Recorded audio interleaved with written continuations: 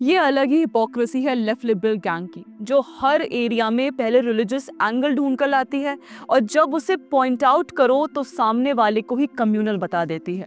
भारतीय महिला cricketer Jemimah Rodrigues का मामला भी कुछ ऐसा ही है, जो ईसाई धर्म से आती हैं और उन पर धर्म परिवर्तन के प्रोग्राम्स में शामिल होने का आरोप है। अब पत्रकार राजदीप सरदेसाई से लेकर पूरी लॉबी कह रही है कि राइट विंग के सोशल मीडिया हैंडल्स ने जेमिमा रॉड्रिग्स पर उसके धन के लिए हमला किया है और उनको अब माफी मांगनी चाहिए, क्योंकि जेमिमा ने इंडिया के लिए शानदार पारी खेली है। दरअसल जेमिमा रॉड्रिग्स की हालिया आईसीसी महिला विश्व कप 2025 सेमीफाइनल में शानदार प्रदर्शन ने सोशल मीडिया पर धूम मचा दी है। जेमिमा की सेमीफाइनल में नाबाद 127 रनों की पारी ने ऑस्ट्रेलिया के खिलाफ भारत को ऐतिहासिक 339 रनों के पीछे सफलता दिलाई और विश्व कप फाइनल में जगह बनाई। खेल के बाद वे काफी इमोशनल भी हुई। उन्होंने मैच के बाद जीसस क्राइस्ट का धन्यवाद किया, जिसे कई लोगों ने प्रशंसा के साथ स्वीकार किया। हालांकि ये मामला तब सोशल मीडिया के कलेश में फंस गया जब लोगों ने याद दिलाया कि महिला क्रिकेटर के पिता इवान रॉड्रिग्स पर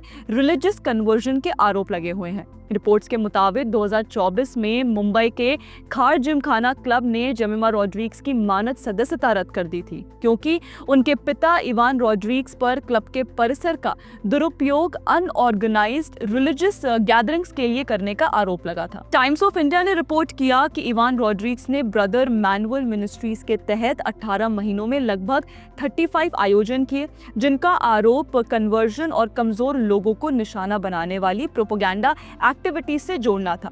यहाँ तक कि जेमिमा रॉड्रिग्स के भी पुराने वीडियो वायरल हो रहे हैं जिसमें वो ऐसी रिलीजियस गैदरिंग्स का हिस्सा बनी हुई थी।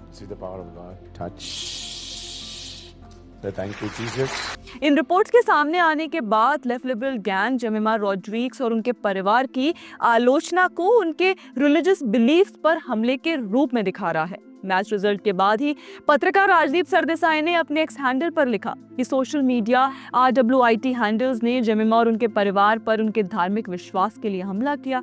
मुझे उम्मीद है कि आज रात कुछ लोग अपने चेहरों को छुपा लें। इसी प्रोपेगेंडा को महुआ मोइत्रा, साकेत गोखले और नरेंद्र नाथ मिश्रा, अरफा खानम शेरवानी सहित कई लोगों ने रिपीट किया और कहा कि लोगों को जेमिमा से माफी मांगनी चाहिए। उन्होंने राइट विंग हैंडलर्स पर जेमिमा के ईसाई धर्म को निशाना बनाने का आरोप लगाया और कहा कि सबको जेमिमा से माफी मांगनी चाहिए। यहाँ पहली बात तो ये है कि किसी ने जेमिमा को ईसाई होने के लिए कुछ नहीं कहा है। किसी को भी जेमिमा के ईसाई होने से दिक्कत नहीं है, बल्कि उनके और उनके पिता द्वारा ईसाई धर्म में कन्वर्जन करवाने के लिए चलाए जा रहे प्रोग्राम से दिक्कत है। और अगर राजदीप सरदेसाई और लॉबी को लगता है कि किसी राइट विंग हैंडल्स ने ईसाई होने के कारण जेमिमा पर हमला किया है, तो पूरे हिंदू समाज और राइट विंग को टारगेट करने के बजाय उन्हें जिम्मेदार लोगों से जवाब मांगना चाहिए। हम मानकर चल रहे हैं कि राजदीप सरदेसाई ने अपने ट्वीट के पहले उन लोगों का नाम नोट किया होगा जो ईसाई होने के कारण जेमिमा पर वर्बल अटैक्स कर रहे हैं। क्यों नहीं वो उन लोगों को टैग करके माफी मांगने को कहते हैं। राजदीप एंड लॉबी ने तो एक जनरलाइज्ड ट्वीट करके पूरे हिंदू समाज और राइट विंग को अपराधी बना दिया। क्यों?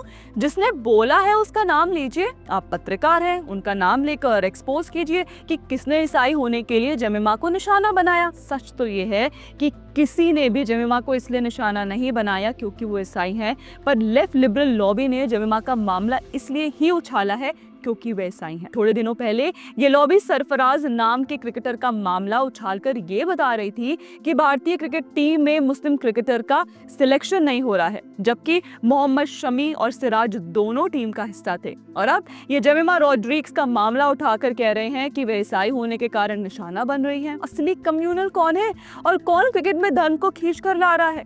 जो आज ईसाई और मुस्लिम धर्म के क्रिकेटर्स को सामने लाकर प्रोपेगेंडा चला रहा है, वही तब बड़ा नाराज थे जब रविंद्र जडेजा ने खुद को राजपूत बताया था। ये सिलेक्टिव आउटरीच है। रविंद्र जडेजा भारत की क्रिकेटिंग सफलताओं में महत्वपूर्ण योगदान दे चुके हैं। उन्होंने अपने गेम के बाद भगवान राम को धन्यवाद दिया था और एक शानदार पारी के बाद खुद के बैट को तलवार की तरह चलाया था। इस पर उन्हें क्रिटिसाइज किया गया। ये देखिए अरफा खानम शेरवानी का ये पुराना ट्वीट जिसमें वो रविंद्र जडेजा की पोस्ट पर कमेंट कर रही हैं कि वे उनकी जाति को अपने हाथ पर लगा के घूमते हैं। रविंद्र जडेजा को अपना धर्म फॉलो करने के लिए लेफ्ट लिबरल गैंग से आलोचना का सामना करना पड़ा। उनको कास्ट सुप्रीमेसी और हिंदू राष्ट्रवाद को बढ़ावा देने वाला बताकर साइडलाइन किया गया। उनकी पत्नी रिबाबा की भाजपा से सदस्यता पर लोगों ने उनको भी संघी बुलाया। इसी तरह सुरेश रैना को उनकी ब्राह्मण पहचान से जुड़े हमलों का सामना करना पड़ा। चेन्नई में एक मैच के बाद सुरेश रैना ने सिर्फ इतना बोल दिया था कि मैं भी एक ब्राह्मण हूँ, मैं 2004 से चेन्नई में खेल रहा हूँ, मुझे यहाँ की संस्कृति पसंद है। बस इसी बयान के बाद उन पर ब्राह्मणवादी और जातिवादी होने के आरोप लगे, उनकी आलोचना की गई और पूरी लॉबी उनको आज तक क्रिटिसाइज करती है। मतलब कि आप ईसाई हैं तो आप गर्व से कह सकते हैं, आप मुस्लिम हैं तो आप गर्व से कह सकते हैं, और इससे चारों तरफ आपकी तारीफ होगी, लोग वाहवाही करेंगे और आपकी रिलीजियस फ्रीडम पर गर्व किया जाएगा। पर अगर आपने अपने हिंदू धर्म के बारे में बता दिया, अपने आप को हिंदू पहचान से जोड़ दिया, तो आप कम्युनल है, बाइगॉटरी है और खेल में धर्म को घुसाने की कोशिश कर रहे हैं। मतलब गजब की हिपोक्रेसी है दोस्तों।